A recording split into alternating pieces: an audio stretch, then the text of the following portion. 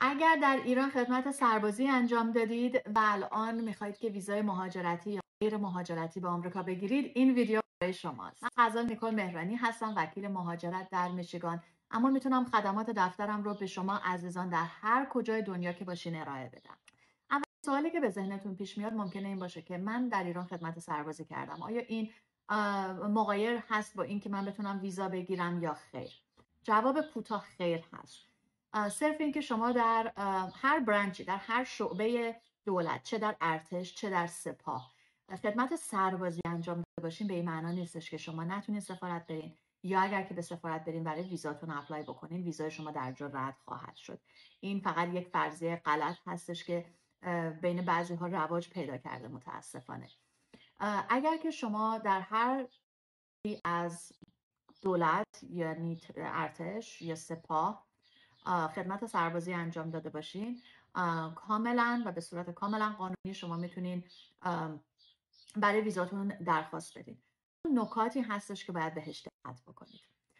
شما وقتی که فرمتون رو پر میکنین، حالا بر حسب اینکه ویزای مهاجرتی باشه یا غیر مهاجرتی باشه، فرم DS-160 یا فرم DS-260 160 و 260، این سوال رو از شما میپرسه و شما عزیزان موظفید که همه مطالب رو که میدونید درست هست و تا جایی که اطلاع دارید در موردش روی اون فرم منعکس بکنید.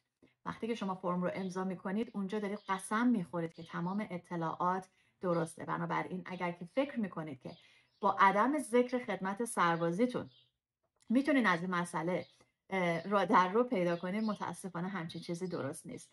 شما باید خدمت سربازیتون رو با ذکر سال، اینکه چه رتبه‌ای داشتید، در کجا خدمت کردید، همه رو باید اعلام بکنید و حتی کپی کارت سربازیتون رو همراه خودتون به همراه ترجمهش برای وقت سفارت یا قبل از اون سابمیت کنید یا همراه خودتون به سفارت ببرید.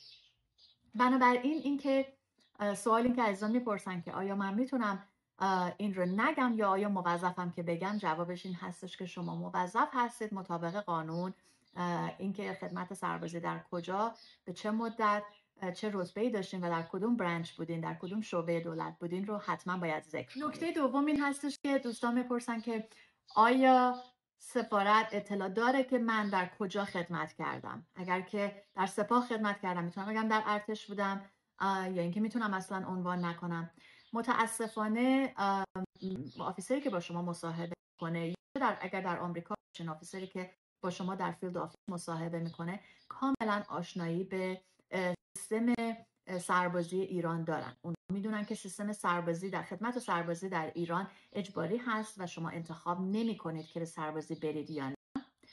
اونها حتی میدونن که شما یا به شعبه ارتش میافتید یا به شعبه سپاه میافتید و میدونن که شما در این مورد حق انتخابی هم ندارید. بنابراین اگر که شما در هر شعبه‌ای که خدمت کردید و ازتون سوال بشه و اسپسیفیکلی به صورت خاصا از شما به زبان فارسی خواهند پرسید که شما در کدوم شعبه بودین، آیا ارتش بودین و یا سپاه بودین، شما باید جوابی که مطابق با واقعیت هست رو به اون آفیسر بدید. خب حالا آیا این مسئله تاثیر منفی روی پروندهتون نمیذاره؟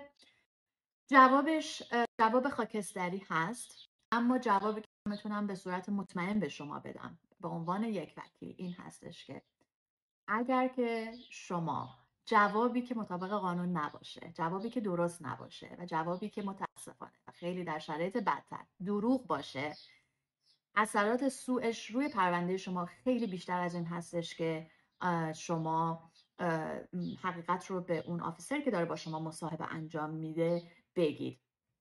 دلایلی هم برای این موضوع وجود داره، من جمله این که اگر خدمت سربازی شما قبل از سال 2019 انجام گرفته باشه، یعنی قبل از اینکه سپاه به عنوان سازمان تروریستی توی لیست سازمان تروریستی اومده باشه، شما چانس بیشتری دارید، برای اینکه در اون زمان هنوز سپاه جزو سازمان تروریستی قرار نگرفته. همچنین اگر که وقتی که برای میرید بدونید که دقیقاً از چه زمانی، چه تاریخی تا چه تاریخی کجا بودید و چه فعالیت‌هایی رو انجام دادید. این مورد ممکنه که ازتون به صورت خاصا سوال پرسیده بشه که شما دقیقاً چه کاری انجام دادید. بعضی از کلاینت های من که رشته تحصیلاتی بالاتری دارن، در مقطع پیشرفته، در سطح مقطع تحصیلی پیشرفته هستن، معمولا یک ریسرچی رو با سپاه انجام دادن. شما باید آگاهی داشته باشین که دقیقاً رو چه مسئله این ریسرچ رو انجام دادین. ازتون سوال پرسیده میشه و همچنین علاوه بر اون چه کارهایی کردین. معمولا یک دوره آموزشی که به صورت اجباری هست رو شما گذروندید، اون رو باید بگین. با چه اسلحه هایی کار کردین و چقدر مدت زمان آموزشیتون بوده.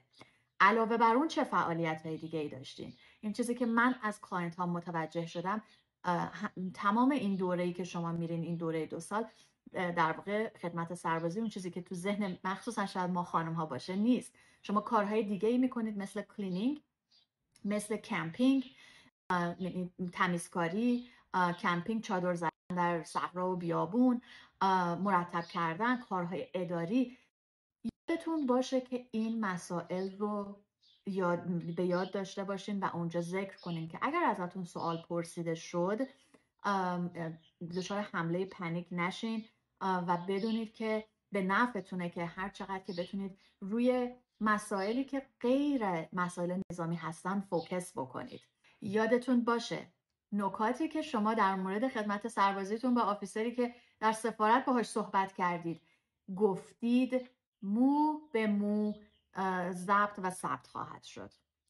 من کلاینت هایی داشتم که وقتی اومدن آمریکا درخواست گرین کارت دادن و وقتی که با هم تو اتاق مصاحبه برای روز اینترویو بودیم اینجا در فیلد آفیس، آفیسری که اساین شده بود به ما به صورت کامل به صحبت های کلاینت در زمانی که در سفارت اینترویو شده بود دسترسی داشت و اونها رو با هم تطبیق میداد که شما اونجا این رو گفتی، الان چرا یه چیز دیگه میگی، یا اینکه شما این رو گفتی، آیا این مسئله درست هست یا خیر.